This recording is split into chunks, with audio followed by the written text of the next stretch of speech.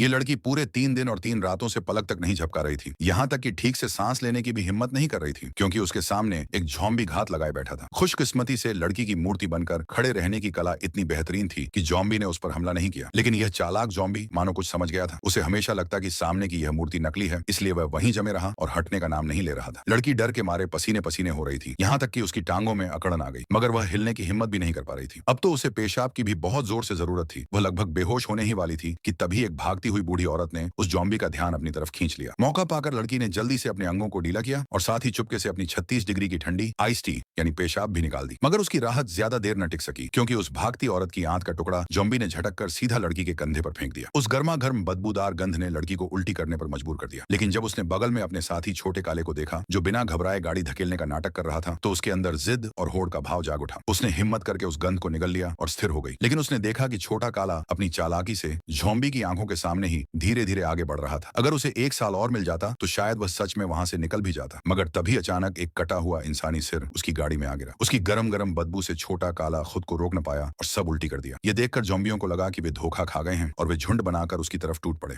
कुछ ही पलों में छोटा काला टुकड़े टुकड़े कर दिया गया। उसकी हालत देखकर लड़की को समझ आ गया कि अगर अब भी भागी नहीं तो उसका भी वही हाल होगा।